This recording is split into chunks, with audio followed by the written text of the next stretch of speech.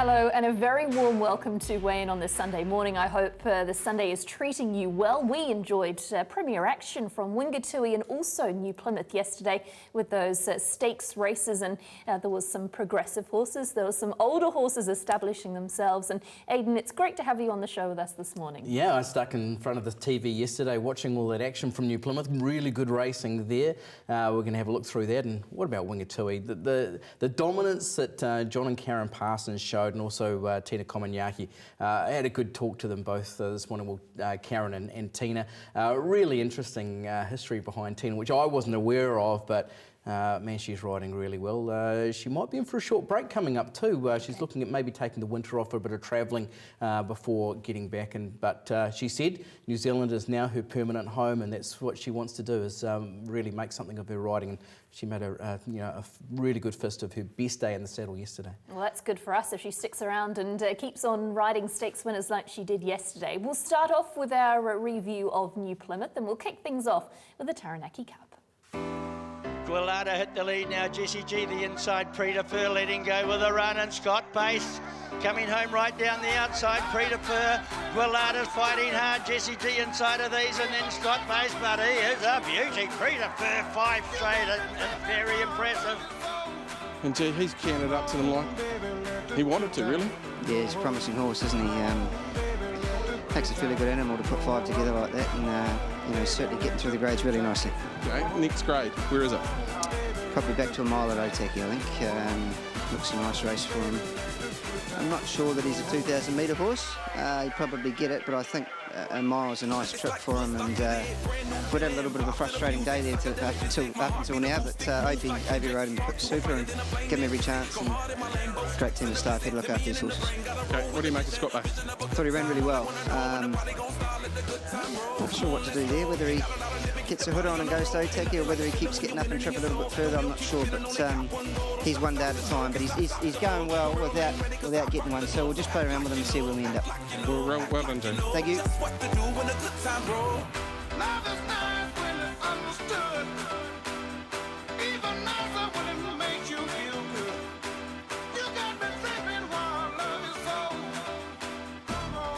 He looks like a really progressive horse, and that was 5 in a row. And Aidan, you can't win 5 in a row through those different grades without having a real amount of ability. Yeah, and he just seems to be so progressive, doesn't he? And he'd stepped up from rating company to win that Rich Hill Mile. And we talked about the January that Jamie Richards had. You know, he started off with Prix de Fer, then Avantage, and we saw the Caracas Million success the previous weekend, and that's just continued on with Prix de Fer. 4-year-old gelding by Savabeel, who's the sire at the moment. He had another great sale on the back of his Caracas Million double, so he just seems to be getting better and better. Interesting to hear Jamie there saying that, you know, we've steered clear of the Herbie Dyke at weight for age. Came into this race not so well, really, under set weights and penalties. He was up 4 kilograms on what he'd won the Rich Hill Mile off the minimum, and now looking at sort of doing what, defending Melody Bell's title in the Otaki Māori weight for age at Otaki coming up, so back in distance there again, but he got a long way back. He just was able to put them to bed with a really good turn of foot. And just speaking to Jamie this morning as well, he's saying that the Kaimai Stakes, the listed Kaimai Stakes next for Scott Bass as well, so that'll be interesting. He ran a blinder as well, didn't he? He was making really ground up. What was really interesting in the early stages of this race, obviously we saw Opie Tuck in there, we've seen Michael McNabb go back and just track him all the way on Scott Bass. The interesting thing here is Jessie G, who got back in all those lead-up races, such as the Copeland's Bakery Mile and the anniversary as well. We saw her go to the front under 53, and I thought she was really good. She kicked on strongly. Guillarda came round and just peeled 4 wide at this point, and has gone up, actually hit the front, gone past Jessie G, but Jessie G has fought back and claimed second. And then when Prix de Fer goes past, I thought Jessie G really fought back again strongly again. So at this point, it looked like Prix de Fer might run away and wins by a couple of lengths. He does put his head up a little bit in the closing stages, but obviously he had it safely won at that point. Jessie G, speaking to Mike Breslin this morning as well, they're looking at an Auckland Cup path, which is really interesting for a horse who's been, you know, specifically a 1,600 metre horse in the past. So they'll get up and have a run around Ellerslie in the Avondale Cup next time out. and then head on to the Auckland Cup. Gallardo will be an interesting horse because obviously her run in the Calais Zuzu showed that she was high class. I've tried to get in touch with Bryce Newman. He's pretty difficult to get hold of at the best of times, but I wonder whether they'll look at a sort of New Zealand Thoroughbred Breeders' Stakes preparation because she's going really well too. She is. They've looked after Prix de Feu and it's paying dividends now as he makes it 5 in a row. There was plenty of horses in behind the winner. Let's find out what those jockeys had to say.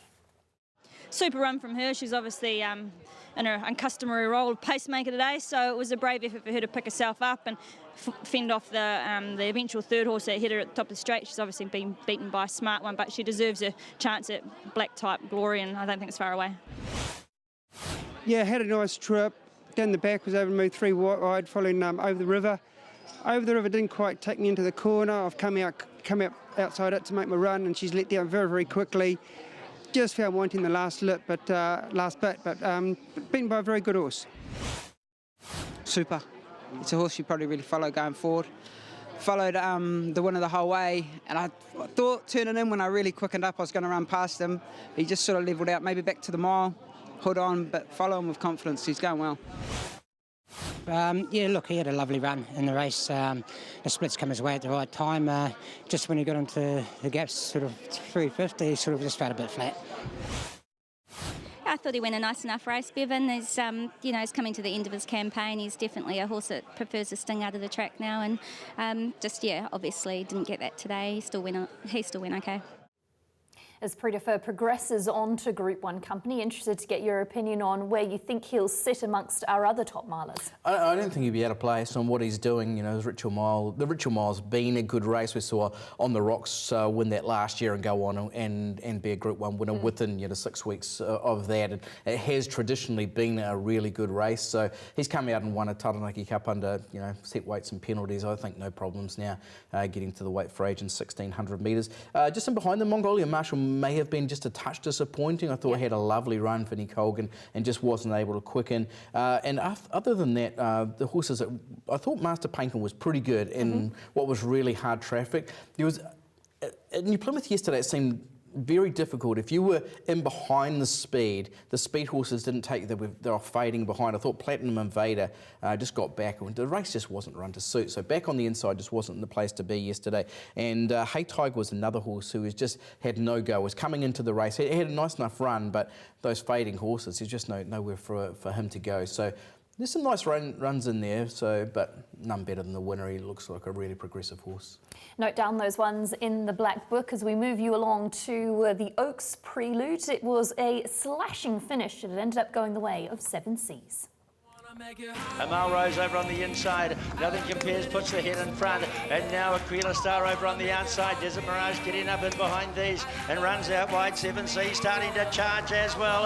Nothing Compares, Amal Rose the inside, and on the outside Desert Seas and Heart of the Ocean. Oh, 7 Seas I think 7 Seas, but I wouldn't be sure.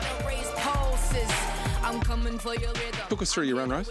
Yeah, it wasn't the run that I wanted to hit. I was supposed to be handy and even lead, but she wasn't fast away and she settled back. She was very green in the running. She was sort of got a little bit to learn still, but she was very strong to the line. Obviously, she gets the distance.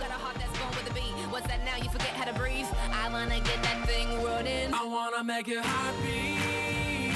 I love it when it beats for me, yeah.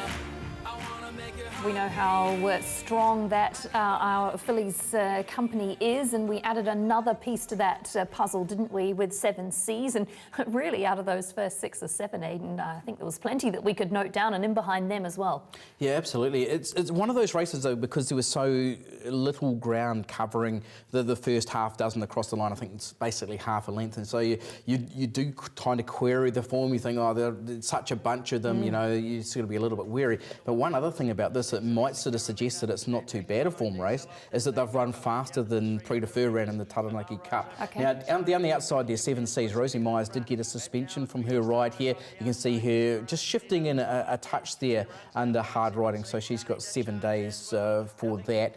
But very good run, and there's a whole lot of them coming at them on the line too. Nothing Compares was brave, really brave after That Heart of the Ocean seems to be going okay. Amal Rose the same. And I thought Aquila Star, after doing a lot of work, was 3 wide in the early part of that race and did a lot of work. And there's another horse who looks to be going the right ways. Now had only once out of the money, and that was that race, running 5th in the first time at black type level. So something, not a bad run. The other horse that was interesting in there was Bergamot. That was the one that caught my eye. You saw at the start of the race where it just didn't jump cleanly, and the horse on the inside, I think, was Heart of the Ocean. No, it can't have been Heart of the Ocean because that's a bit wider.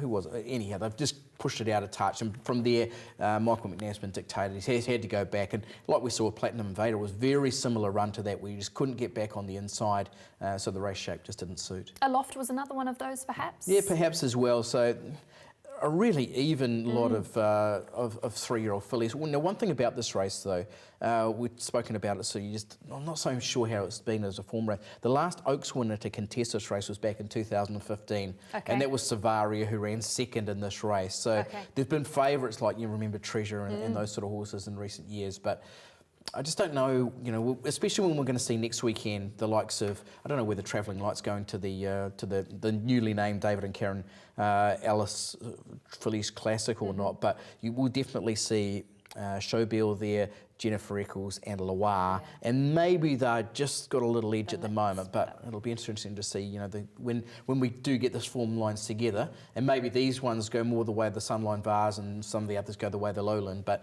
it is shaping as a really interesting contest here. It is. It seems like a pretty even bunch. Let's have a little look back at the replay of the race. Very brave run from her. She's had to do a fair bit of work early to roll forward and sit outside the leader, and really toughed it out nicely. Yes, this is a very nice filly. She lacks a little bit of ring craft at the moment. Definitely an Oaks sort of filly. If I was lucky enough to be on her for the Oaks, I'd love the ride. Yeah, she's gone quite well. I had to use her up a little bit the first time out of the straight, and she's just wilted the last sort of 50 metres to run 4th. Wasn't the worst run at all. She went very well. Didn't have the best of luck out of the gates. We got trapped 3 wide for a little bit, and slotted in down the back, and for a little horse, she tried very hard. Really lovely run, drew 1 and just got a beautiful trip along 3 back the fence and hit the line really well, so probably the further she goes the better she'll get. Well, I led you down the garden path there. It wasn't a replay, it was the beaten jockeys, and it certainly told us plenty about that tight finish in the Oaks Prelude. What does this do to our New Zealand Oaks marketing? There's another couple, obviously, 2 Illicit and Grandiflora, who will be heading probably to the Fillies Classic at Te Rapa next weekend. There's talk maybe that Travelling Light might even go the Waikato Guineas route, because they are looking towards the Derby rather than the Oaks. But you look at that, and that depth of the top level of our fillies. 7 Seas had been really good winning at New Plymouth 2 starts back, albeit in maiden company, but it looks to be a horse who's progressing all right. And then how forgiving are you on Kabu from yesterday, because there was a horse who was really well backed into the race and maybe just didn't get all favours as well. But the top 6 or 7, maybe even 8 or 9 horses in that market are quality fillies, and it's, we've got a nice enough pack of fillies, and we've seen in recent years as well that our fillies have been going okay, that they can go to an Oaks here and then go over and go the Coolmore Oaks in Sydney as well. And as long as we've got something up their sleeve, our fillies have been really competitive over there in recent years, and I think half a dozen went last time, so no reason why we couldn't see that again. We saw this competitiveness coming into the 1,000 guineas, and it threw up Loire, and it looks like it's going to be another race that shapes like that. Yeah, well, Loire was a big price after sort of not figuring in that first one, then it obviously found to have fibrillated afterwards. So, yeah, who knows? It might be something from left field. I've got to tell you what, Grandiflora had no luck in the Desert Gold last time out, and a lovely horse, like you say. So she's progressive as well. I wouldn't be ruling her out. No, it's exciting times as we head towards the New Zealand Oaks, but we'll move along to the 2-year-olds, and this time it was Bonita Aurelia who got the chocolates. Over on the outside, levels with it now. Bonita Aurelia's after these, and Amosia down the outside, Boomer Hill and behind them. Piaggio still in front, Bonita Aurelia in the middle is starting to drive. Piaggio, Bonita Aurelia getting to it, and it'll win. Look, looks like a 3-year-old, but you got black type as a 2-year-old. Yeah, no, it's been a promising filly right through, but it didn't line up in the gates at Waikato, and we've had to blindfold and play around on it. Funny thing is, it's probably the quietest horse we've got, but it's just the way it goes. But we thought it was a big chance today. Looked a lovely horse in the birdcage and lived right up to the look. Yeah, she did. We got a nice running behind the pace, and her work leading into this was super. So Murray and Andrew both have high opinions of her, and she delivered today. Okay, she's doing a lot at 2 because she looks like a 3-year-old in the making. Yeah, she does, and she's still got her quirky ways, but they're dealing with that, and she went in the gates beautifully today, and she raced like a horse that's had 10 starts. But she's very progressive, and I look forward to riding her in the future. Well, first of all, I'm sure you're all wondering, what was Murray doing at New Plymouth? From talking to Opie, he was saying that Murray hadn't been down there for about 15 years or something similar. Wow. So I think he got a lift down there, and I'm not sure his lift brought him home. So he was trying to catch a ride back up to the Waikato. Murray on the loose in New Plymouth. Look out, Taranaki. But anyhow, nice run from Benito Aurelia, who had trialled up really well before racing. Maybe a little bit disappointing on debut, and had run in behind 2 rivals from yesterday, Trident and Alice Tinker in that Ellerslie race, but was given a lovely ride here from Danielle. She peeled at the right time. There's a bit happening in behind them there with, you see Boomer Hill just looking for that gap, not quite getting it, head in the air, and the same thing went with Perfect Scenario, who was a favourite in behind them. Speaking with Jamie this morning about Perfect Scenario as well, just said he did a few things wrong, and he might be heading to the gelding operation. The ultimate gear change. Yeah, so, but he might come back okay. And behind them, like there was not too many horses you could sort of say, you didn't go any good with. I thought even Trident was making some nice ground behind them. Piaggio was good in running second, was there, got up and hit the front, turning home, and just run down by one who had a softer run in the 1-1.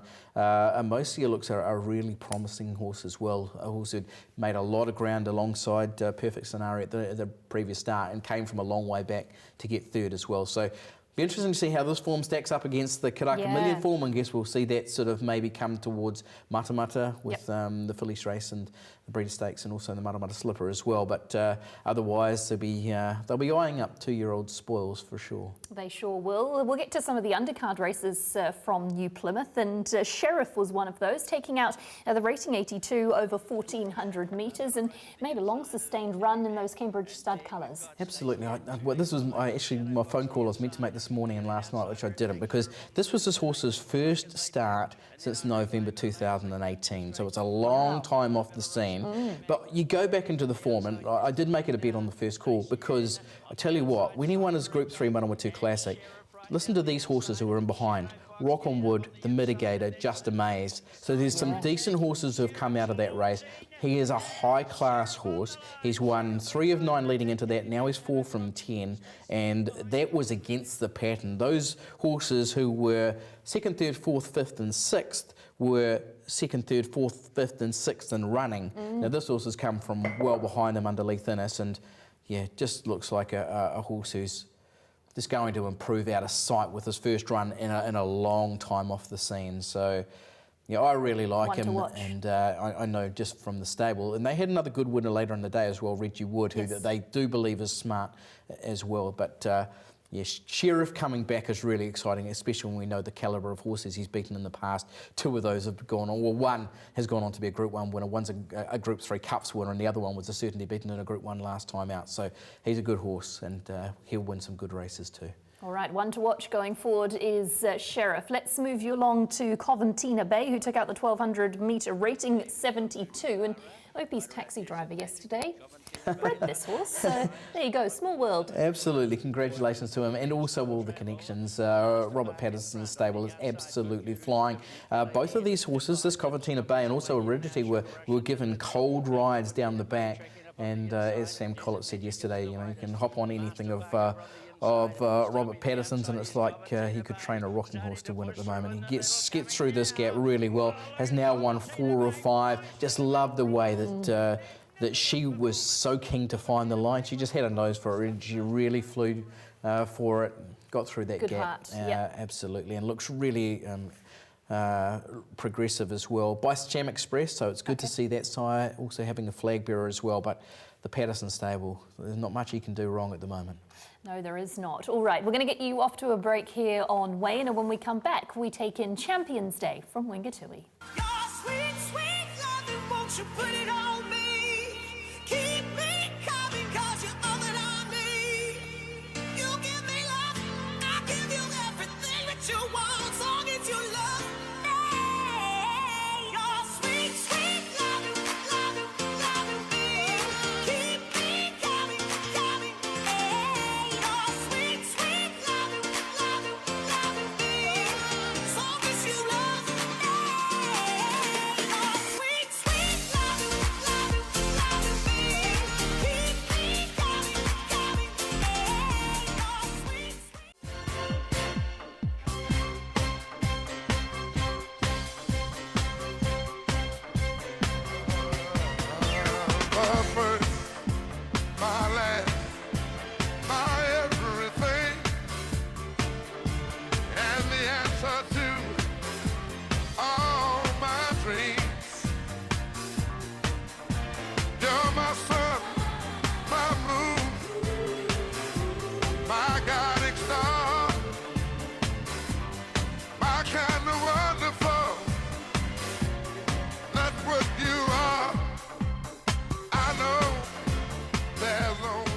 Oh dear. Oh, dear. That's epic, isn't it? And if you didn't recognise, that is our co-worker, Mark Cookson, in there, busting some moves. Yeah. And Mark, 10 out of 10 for your We commitment. can't see that, can we? We can't unsee that. We can't It's unsee just that. like- No, there's no it's coming there. back from that. That's Even it. Andre on the old karaoke Yeah. as well, so wow.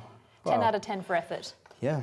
Okay, on that note, we're going to get into the race replays now, and we're going to kick things off with Kalani, who took out the Group 3 White Robe Lodge. Toby Licious right down the outside. Kalani's got a bit of a kick here though. There's still 2 lengths in front. Might be game over. Shirley Moore tries hard in behind that. Nothing coming from the pack and down towards the line, and Kalani. Kalani takes the white robe.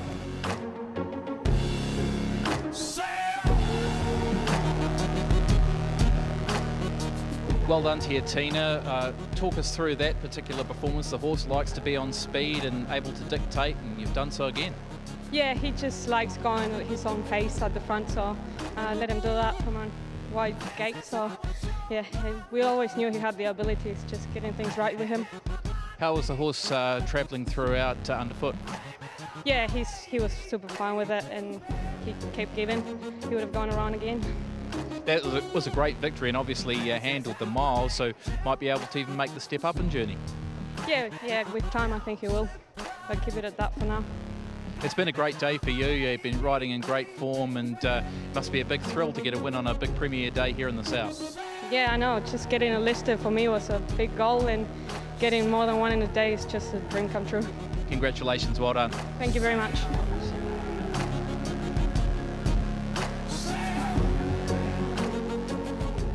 It was a big day for Tina Komanyagi, and Kalani added to that day, and she rode them to sleep, Aidan. She got the horse nice and settled in front and was able to find a great kick at the end. A couple of changes of tactics where we know how good she is in front, Tina Komanyaki. She is superb. She got Kalani to the front, and from there she had the horse travelling beautifully. There was nothing making ground. Well, actually, Belfacino, to her credit, was really good, but there was definitely an advantage for being on speed there yesterday, and Tina took advantage of it. She rode 4 winners, clearly her best day in the saddle. She rode 3 stakes winners, all of them for John and Karen Parsons.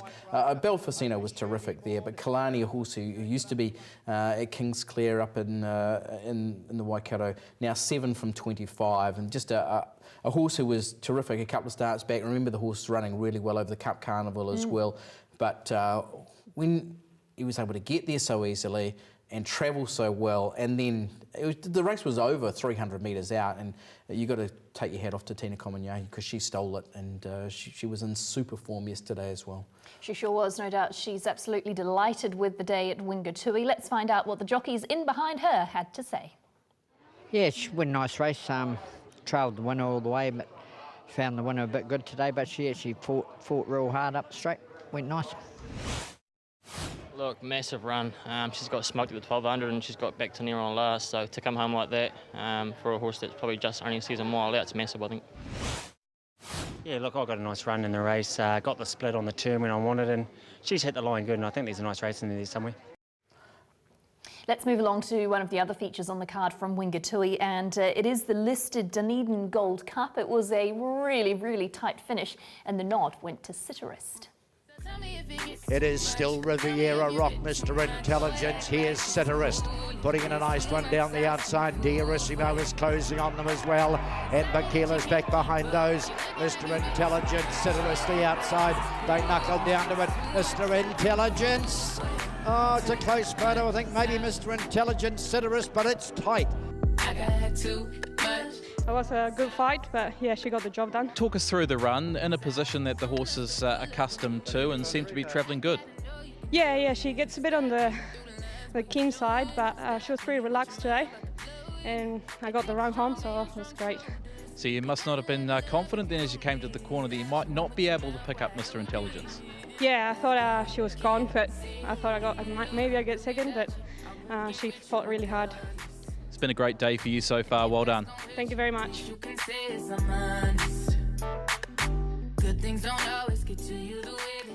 No doubt it was a bit of a sigh of relief for punters when Citarist got the nod. I remember on the first call we were talking about the horse's chances, and geez, it came down to a whisker, but Tina got her over the line. Absolutely. A super finish. Mr. Intelligence had given everything. It was interesting because we saw that in that early rush for positions, we saw, first of all, Citarist go to the front, then we saw, was it Riviera Rock go through, actually, and Mr. Intelligent, then Riviera Rock again. So they ended up lead, trail, three back the fence, and that's how they finished in the race as well. But it was a three back the fence horse, Citarist, who had a stone bruise leading into this, and in the end they put hoof pads on. The stewards tweeted a couple of days, well, obviously we recorded the first call on Thursday night. Friday, the stewards put out on their raiu.org Twitter handle that the horse had that stone bruise, that they'd put the hoof pads on, and I'd put Citarist on top of my selections thinking, oh no. Yeah. And if I'd had a chance to change, then I would have, but the horse had a really good run in the Gold Guineas. The lead up was excellent, and just really wanted to win. Mr. Intelligence was really good in second, and Riviera Rock good as well. And it was good to see Diarissimo come back and do something like we know the horse is capable of. But there was the middle leg of a terrific day for John and Karen Parsons, who do such a good job. I know, and remarkable. Yeah, and we're seeing like John Parsons, you know, we know him as a dual code trainer. He's trained harness horses to win big races, but he is a thoroughbred great trainer. He's won something like 1,600 races now, and maybe even more than that. That's just off the top of my head. And of course, Karen joined them later in training partnership. She's getting close to being, I think, behind Lisa Ladder at Donna Logan and Dawn Williams. You know, those four trainers have made, you know, huge numbers over the years, and she's close to 900 wins as well. They are just such astute horse people, and they've been in the game for so long, and the success that they're getting now, not only in the South yesterday with the 3 winners, but Kiwi Ida going Manawatu Challenge Stakes into the Westbury Classic, 2 Group 2s, Camino Ricoso winning that Trentham Stakes, and now they'll both head towards Group 1 races next weekend. Camino Ricoso, Karen telling me this morning, John's going to put the horse in the float, drive up north. I've got another horse up here at the moment, I think the horse is Fire Show, who he'll pick up, then goes, turn around, take it straight back down again. Really? So he's ready there for Riccarton racing while Karen's up here at Te Awamutu at the moment, preparing Kiwi Ida. So they're tireless workers. They use a lot of straight line training on the beach, but man, they do a good job. And when a horse like this, who's got a little bit of soft feet, they remedy it, nurse it through, and have the horse ready to do that, and still be willing at the end of a race, despite having a foot issue during the week, to chuck the neck out and win that race. It's highly meritorious performance. It is, and full credit to them, and well done for them for their fantastic run of form lately. Okay, let's get you to the Dunedin Guineas next, and this one went the way of El Gladiator. Tears of an Angel, Charlie Ulsom hooks to the outside, starts to run on. Hot Tappers in behind those, and up near the rail on the inside to All About Magic. El Gladiator still in front. El Gladiator's got the Guineas in safekeeping. Will beat Tears of an Angel.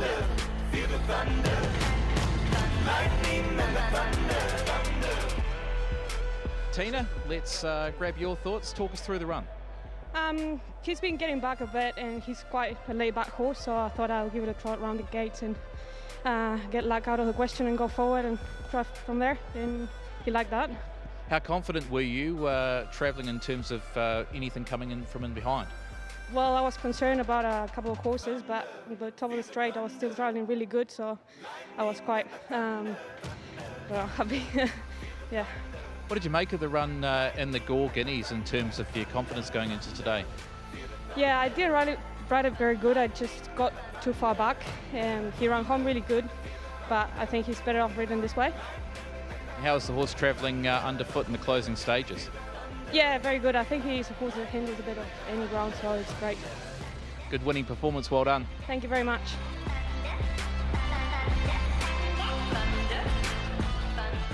It's like Groundhog Day with Tina Komanyagi winning and the Parsons team, and a great result as well for Ghibellines. Absolutely. So the White Road Lodge Stallion gets his first stakes winner there. It was interesting because when we mapped this race in the lead up to it, we said there's just no speed in there, and it was just a chance for Tina to take this race by the scruff of the neck. Now, she said by her own admission she'd ridden a couple of horses badly at their previous starts, this being one of them in the Gore Guineas, where she just got to the front and just dominated them from the front here. She was clear at the 350, and then the horses just kicked too strongly. Tearsome Danger was really good in behind them. That was the horse I had mapped to lead, and it's closed off really well. And once again, just another solid performance from All About Magic. It'd be interesting to check the sectionals on that. We just didn't have access into them when we were doing the show. But Hot Tap was caught 3 wide from a wide gate and kicked on really nicely, and Bronte Beach closed really well, but was basically second to last on the bend, so just had no chance. But that was the type of race, that was the shape we had for the race. There was just no speed down there. Tina's gone to the front on El Gladiator, and the horse has done the rest. Now, just going back into Tina, because she's got a really interesting backstory. She grew up in Buenos Aires in Argentina, basically spent half her time there, and the family also owned a farm just on the outskirts, so where typical Argentinians, they're going to have some beef there. They love their steak and things. So a lot of her time was on horseback, rounding up the stock on her parents' farm as well. So she started travelling 11 years ago, came with a friend to New Zealand, ended up basically doing a whole lot of different jobs, kiwi fruit picking, and then went on to Hamner Springs, where she was helping run a horse trekking outfit there. So, and at that point, I think she'd sort of come under sort of notice and wanted to try a hand at race horses as well, and basically a natural horse when we were seeing that. And Karen Parsons saying that she doesn't reckon that Tina knows actually how much talent she's got. She says she's got great hands, which is a real plus factor for her. And yesterday, 3 stakes wins. I think she said she'd only had 2 stakes wins prior. I thought it was a touch more than that, but clearly her best day in the saddle, and obviously a memorable day for the Parsons. I don't think they've ever won 3 stakes races on a day as well. So yeah, super for them. As we said, Tina's probably going to take a winter break for travelling, but she will be back here in the spring, and if she keeps on doing what she's doing. We did talk about sort of potential goals, because Kozia Sano is showing us it's well capable of winning a premiership from down there. If she got a bit busier, and she's saying at the moment she's really only sort of taking the calls that she gets from trainers offering her rides, then who knows what she's capable of doing. Absolutely. Good luck to you, Tina, and well done for your day yesterday. We're going to get you off to a break on weigh-in, and when we come back, we get an industry update with head of Rita, Dean McKenzie. Boy, you can cool it down, not here to fool around. Just wanna dance, dance, dance, dance, dance, dance. I know you want me, but I don't care, baby. Just wanna dance, dance, dance, dance, dance, dance.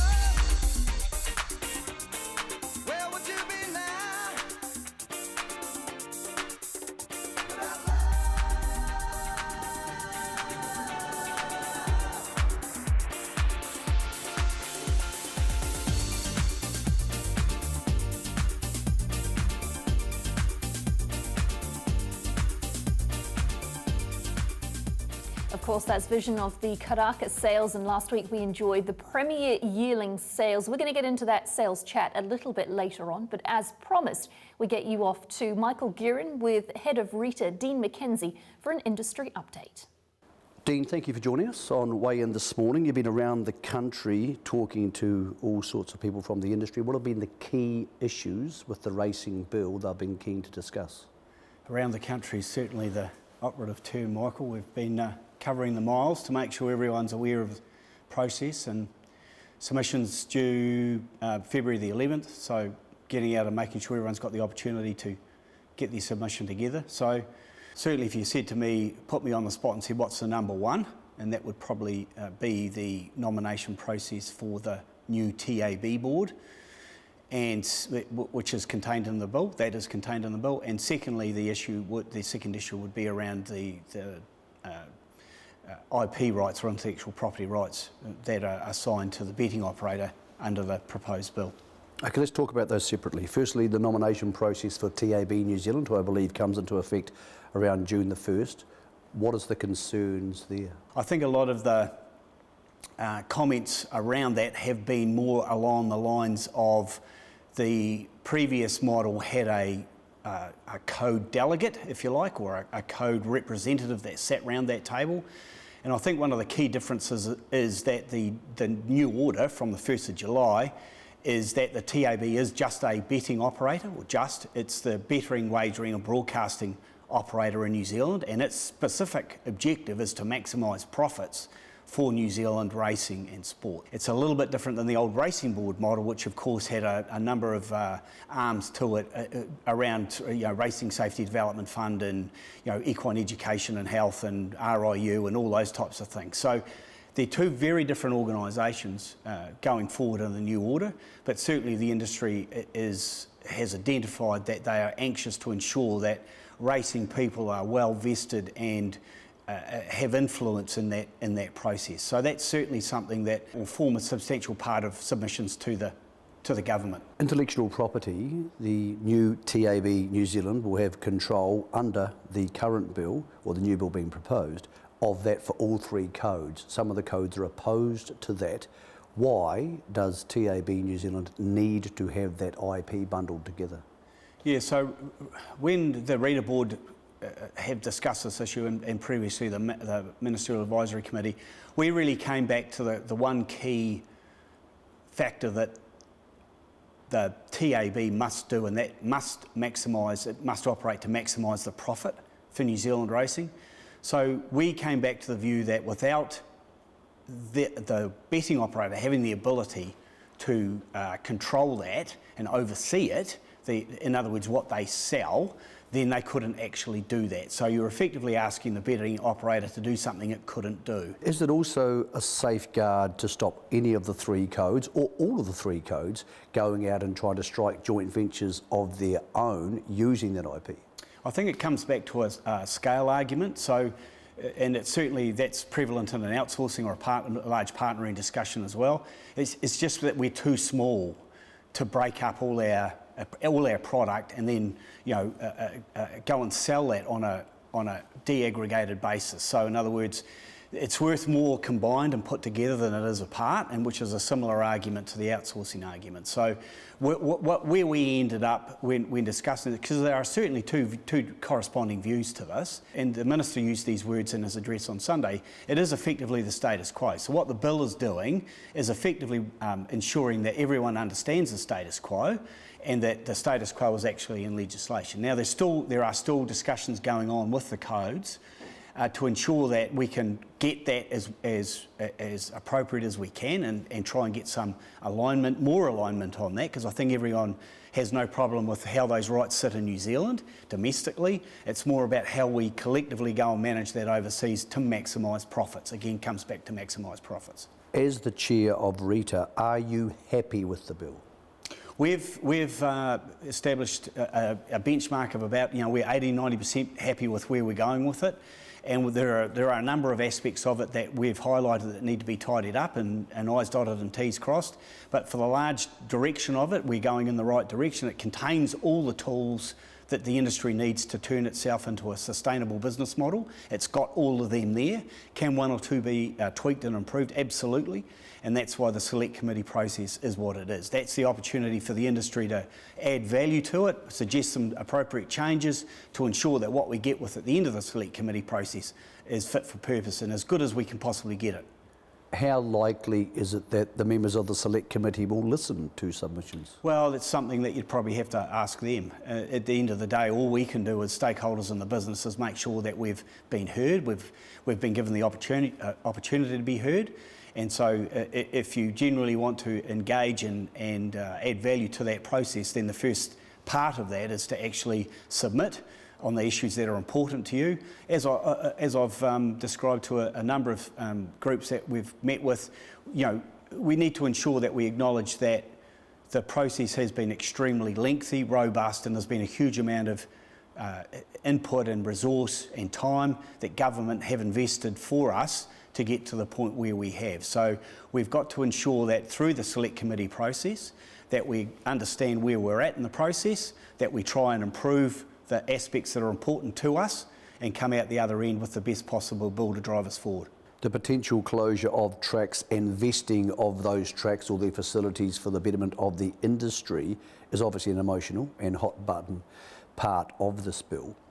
What's the final safeguard if I or somebody watching this has a track they love close to them, they don't want closed, to be closed by, for example, NZTR because they need the money? What's the safeguard against that? I think the industry acknowledges that we have to address this problem. It's been there for 60 years. And I think the feedback that we're getting is that they see that the process in the bill is fair, it's transparent. It must be, the principles of natural justice have to be followed as you work through it, and it's as objective as it possibly can be. So I think on balance, the feedback that we're getting is that is somewhere near the mark. I've encouraged people that have come to me with some improvements to make sure that they're put in their submission, because again, this issue is a complex one. If it was easy, someone would have solved it maybe 50 years ago or 40 years ago or 30 years ago. It's not an easy issue to solve, but we think that the tools are there for the industry to actually make better use of its capital base, and that's the key direction of the bill, is that racing property remains in racing and that property is maximised in its return to the industry. So I don't think anyone can argue too much with those principles. The pathway through the bill has a direct community element to it, so it recognises the importance that the racetrack plays in a local community, factors that in, and ensures ultimately at the end of the day that if the club and the code can't get round the table and agree on where they go with a certain decision, then right at the end of the process, and it is right at the end, through if you like, an arbitration type mechanism where the minister sits, where ultimately someone will be in the position to give us an answer. And I think the one thing that we wish the industry to have out of this process as an advisory committee to the minister, if you said, well, what is the one thing you want to solve out of this venue process, is that the industry actually ends up getting a decision made on some of these things, because we've just been paralysed for decades with inaction because there hasn't been a pathway for us to solve it. Over a year ago, you started into this process to change New Zealand racing for the betterment for the future. How confident are you what you're doing is going to work? The thing that gives me the most comfort is that we're getting into a phase of the reform program now where we're talking about facts. And facts are great in an argument. They come in handy the odd time. And so some of the facts that are contained in the bill now, because we're at the stage where people can actually look at it and point at it and talk about it, they're there. The key, I've already said, the key tools are there. The levers that the industry needs to turn itself around, control its own destiny, they're all there. Now, they're still susceptible to good people being in good roles. That's always going to be the case. It doesn't matter what reform you do. It's about putting the framework in place, getting the right people in the right positions, engaged with the knowledge of the sport and the business that we need to drive it forward. But it starts with the tools and the framework. And this government has given us the opportunity to get those tools and get that framework. So all it needs at the end of that process, you could argue, is the right people to actually utilise those tools for how they've been designed. So we've got that opportunity. You mentioned people. One of those people, the top of the tree, is the Minister for Racing and the Deputy Prime Minister of our country. He may not be in that position in a year's time. Is that a concern for Rita? In most, if not all aspects of the new bill, the Minister sits at the end of a process, so it's not relevant as to who the individual minister may be. The role of the minister in a question around outsourcing or partnering in the venue process, it's important that the minister in their position sits there to enable us to get resolution and not be paralysed like we have been. But the tools are there for the codes and the betting operator to use, not for the minister. What's your advice to people in the racing industry? Is it to relax, things are under control? Is it to engage and make submissions? Is it to band together? Or is there anything else you've learnt in the last year you would like to say to our viewers this morning? Look, change is change, and people simply react to change differently, and there's nothing wrong with that. So you don't go through a generational reform program like we've gone through the last 18 months to 2 years without a wide-ranging set of views. So just because you hear corresponding views from different entities, from different people, that is completely natural, understandable in a process that we're in. So going through all that, we're either, I've liked to term it that we're at the fork in the road, and one way goes with a few potholes, a couple of blind corners, and there's an uphill stretch. But the other way goes off a cliff. So we're either at the end of the beginning or the beginning of the end. So this is the opportunity that we've got as an industry to improve. So to answer your question directly, they should be engaging with the select committee with the issues that are important to them, that they see can be improved. Because again, no one's saying that they've got all the answers. This is a bill that's going to the select committee that, again, in our board's view, 80 to 90% right. There's some aspects that need to be tweaked, some improvements there, I's dotted, T's crossed, whatever cliches you want to use. But we're at the point where we're in the home straight.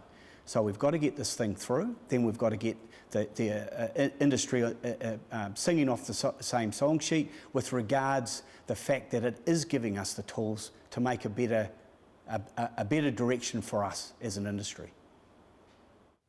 Well, hopefully that's given you a good insight into the industry and where things are at. And a big thank you to Dean McKenzie for giving his time and information to weigh-in viewers. All right, we move along to the Caracas sales, and it was a massive week, and we've got a little breakdown of the results for you.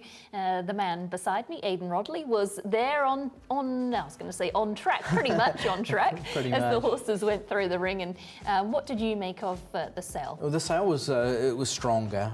Certainly than last year, and to be fair, that's what the New Zealand Bloodstock team had expected. So the aggregate there, 67 million, was pretty similar to last year, but there was a fewer lots sold in Book 1, average of 138,000, so that's up a little bit on the previous year. That median 107,500, so that's up from the 100,000 last year. The clearance rate was really healthy at 79. I think it did touch on 80 at one point as well, and yeah, the top lot there, that 155, the Piero out of our squeezer, $900,000. Westbury Stud's first top lot at the sales, and Russell Warwick and his team have done a fantastic job. It's from the Bonnevale family, yes, I know. So yeah. I think it's the White House team again, Mac Wales and all those sort of guys. So yeah, congratulations to the Newson team. So well done to them as well. And it was pretty much the same as what we've sort of seen in the past. David Ellis again, the leading buyer, and geez, it's just a remarkable the amount of money that he puts through this Caracas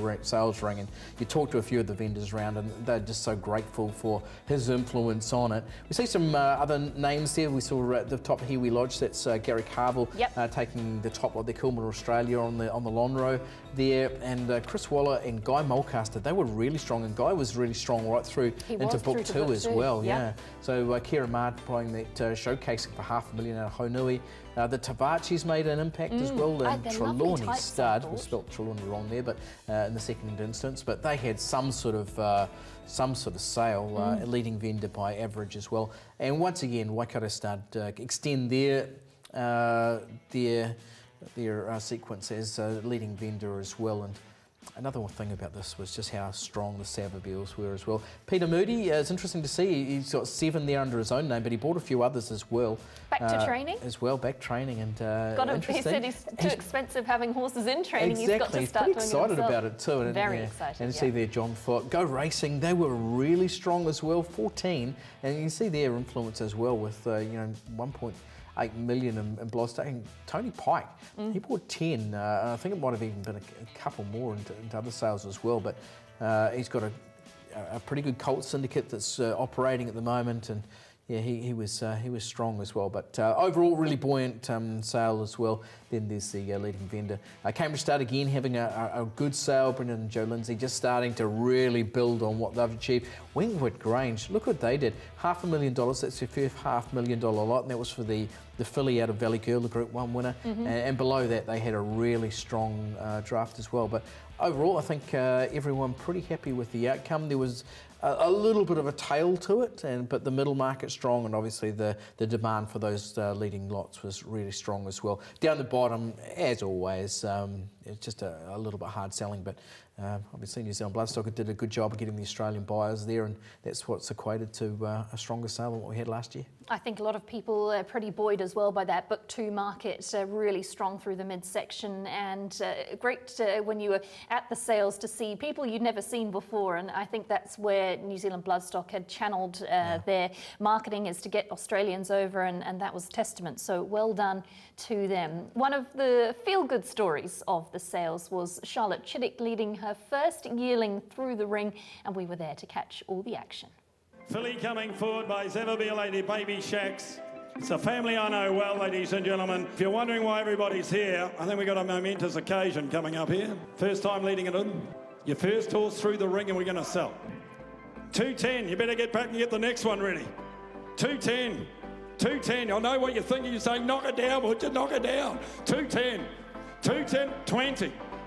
250, he said. 250, he said. What do you say now? 250, he said. 250, what do you say? 75, he said. I dare you to say 300. 300,000. At 300,000, I'm going to sell. At 300,000, and Mark said he'd take a share. 20. What about a little 5 for old time's sake? 25, thank you. 325. One more, you never know. 325. This is the longest lot I've done all day. I want you to know that. 325, and I sell the rights. I sell the rights for 325. History, David Ellis. You make it all the time. Tiaukau, 325. Oh, let her get out the ring with the horse. 325. Should we be doing them all next week? Well, obviously Steve made it very, very special, and the underbidder made it very special, and David made it incredible. So I'm sure we'll have to get involved with that horse again, and I'm sure we can come up with a few names. The Chittick children are just amazing. They're quite incredible, and I love seeing young children get involved and working and wanting to be part of their family enterprise. I think that's what is so special. We weren't expecting as much as she got, so that was really cool, and it just kept going, and I was like, it was awesome. It's going into your bank account, is it? I wish.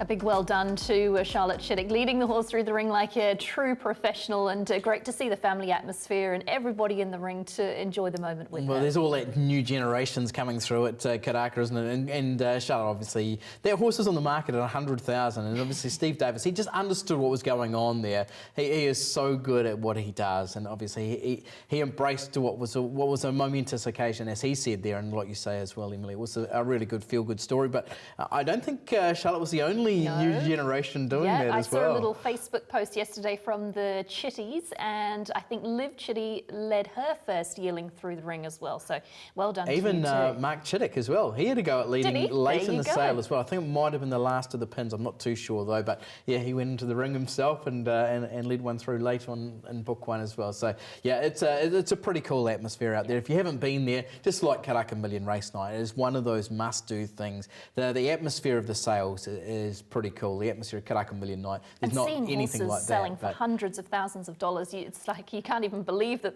they're going and for you that bump much into money. the who's who of the racing world there, you know, the star trainers internationally of Australia, of Hong Kong, of around the world, and of course all the best of our own as well. Yep, and one of the other good stories of the sale was the Catwalk Trust yearling, incredible generosity, and it was lot 313 put through the Valachi draft, and this was another really momentous occasion. Absolutely, so generous people, right from Alistair Pulford and his team with the stallion service fee, on to Kevin and Joe Hickman, who had donated this and prepared it under Valachi Downs, and the reaction, obviously, Brendan and Joe Lindsay speaking to Brendan. He was buying that horse no matter what, because he just wanted to support what was a great cause. You see there Katrina Williams and all the great work she does for the Catwalk Trust and spinal research, and that money all going there. I think there were a whole lot of other people like New Zealand Bloodstock, there was no cut on that horse, and then you've got Majestic Horse Transport, farriers and everyone as well. Lance Noble will now try and win a decent race with her as well. But yeah, congratulations to everyone there, and really good to see that money going to such a good cause and spinal research, and get those people up and dancing again, as Katrina says. Yeah, absolutely. A winner yesterday on the card from the Caulfield races was Super Seth, and of course it's been well advertised. Waikato Stud's interest in the horse, and gee, I was suitably impressed by this performance. He is a winner, and he's just come back so well. Oh, we remember him beating Alligator Blood in that Caulfield Guineas, coming with a flying run, and he looked as though he might be in need of this, but geez, he's just got a will to win, doesn't he? Yep. And yeah, he'll stand his stud days at Waikato Stud. He was really good. Anthony Friedman just produces them in good order. And he said prior to the race, there was an interview with him, and he said, this is not ideal, track conditions, not how we want them. I was thinking of scratching, but I can't. This is my plan, so I'm here. But I'd say he's a horse that wins in any condition. He just wants to win. And now we go to that CS Hayes Stakes catalyst for Clayton Chipperfield. We heard that Damien Lane has been booked for that ride, and then of course also Alligator Blood as well, and Super Seth, and their clash again, their rematch from the Caulfield Guineas, and throw in Catalyst, our bloke, and should be a beauty. Yeah, it will be a beauty. Yeah, that's the CS Hayes, which will take place at Flemington.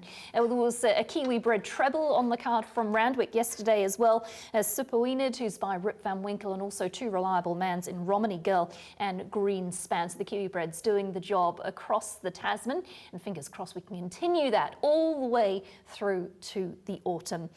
That's probably about it from us, Aidan. Anything else to add? No, my pleasure being part of the show, and of course what a weekend next weekend at Te Rapa with You've been talking about this for pretty much 2 weeks. Legends Day, isn't it? It's going to be good. Yeah, can't wait. All the Te Akau Sharks and Group 1 racing, Kiwi Ida, and even Lover Lover. Absolutely, Lover Lover over from Australia. Oof, what a day. It's going to be a great day. We'll be back next week, same time, to wrap up Te Rapa.